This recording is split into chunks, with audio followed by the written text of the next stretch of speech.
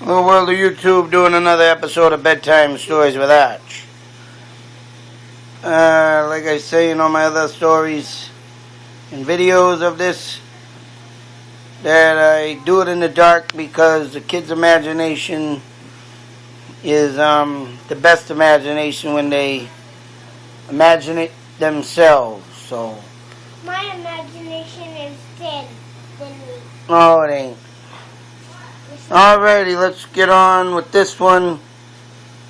And this is called The Hand in the Driveway. Now, no, I didn't do it on video, Aaron, so gotta do this on video.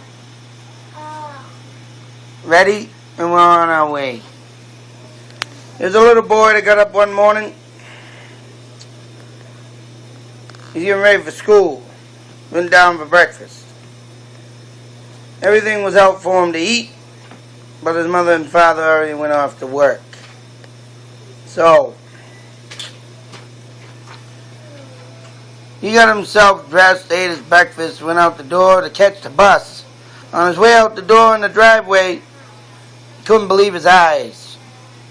He saw a human hand. He was scared, spooked, getting all hysterical. He didn't know what to do. He didn't want to call the police because he didn't want to get in trouble for the hand being in the driveway. They'd probably say he put it there or did something. He was going to call his mother at work, but the bus started to come, so he ran to the bus. Out of breath on the bus, breathing heavily, one of his friends asked what his problem was. Told him, yeah, I found a human hand in my driveway. You know, this boy's eyes bugged out of his head. What? What do you mean a human hand? Why didn't you do nothing? Why didn't you call the police? Because I didn't want the police thinking I did something and get me in trouble. I'll wait until my mother gets home and she'll take care of it. So, the day went on at school. And he was talking to all his friends. And the teacher overheard it and asked him what was going on. He said nothing. But the teacher couldn't help but wonder what they were talking about, a hand. But he didn't push forward with it or make any complaints about it. So he went on his normal day, and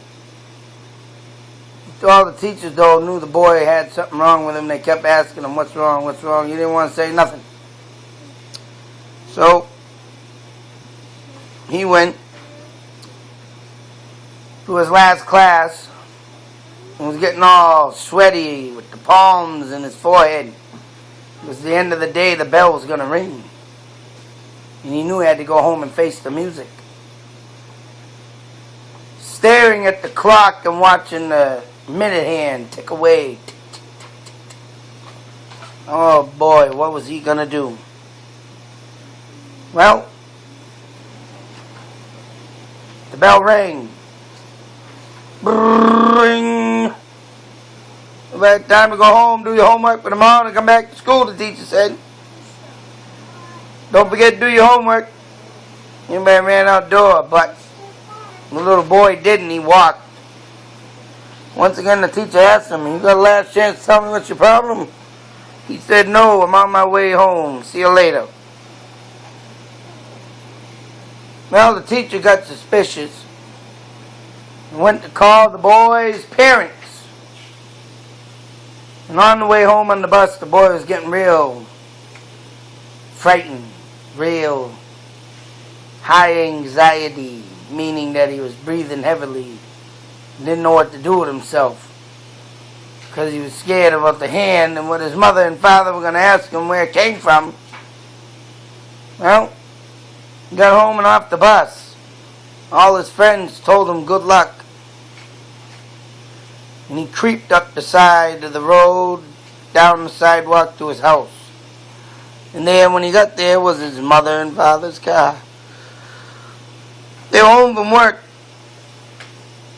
Now, he had to face the music. Where did this human hand come from? Well, he was the who? The dead man. The dead guy? You thinking it was a dead man? No. The dad he brought home. Hey, he can't tell the story. So, no, it was a dead guy. We'll see. So the boy walked through the door. And there sat his mother and father at the kitchen table. And he walked on by, up to his room, thinking, oh boy. But they didn't say nothing. Now he was really confused. The hand was missing, but there was no policeman. So what could have happened to the hand? Did a dog come by and take it? No. Did a bum off the street walk by and grab it? Think it was lunch? No. Did the police already come and take the hand back to the police station for evidence? No. None of that happened. Well, come dinner time, he went downstairs and there sat at the table. And he was all worried looking and confused, but parents still asked him, what's your problem? And there he said in slow words, because he thought something was going to come up anyways about it. And he said, what happened to the hand in the driveway? No. The mother and father started laughing hilarious.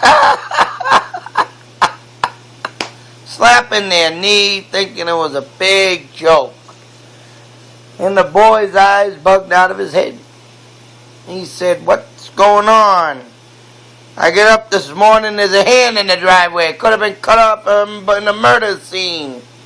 Someone could be dead and missing a hand, and they can't find the other half of the body. What's so funny? Well, mother and father stopped giggling after 10 minutes and laughing because they couldn't stop. And they told him that the teacher called. Now he was really worried, but he couldn't understand why his parents were laughing. The father said, well, son, what month are we in? He said, October. And he said, well, guess what? That hand was a Halloween prop. And, hang on a second, Brace. I'm going to go, hurry up, get in there. And he got out the Halloween prop, he said, and they all started laughing again. Ha ha ha ha. Oh, the boy couldn't believe it. He smacked his head and he felt embarrassed. Oh my word, I forgot it was the month of Halloween and my father bought a hand and he brought it home last night and his father said that he dropped it out of the bag and didn't even see it when he got in the car this morning when he drove off to work. So, there you go. That's what happened to the human hand. It was fake. Wasn't even real, Aaron.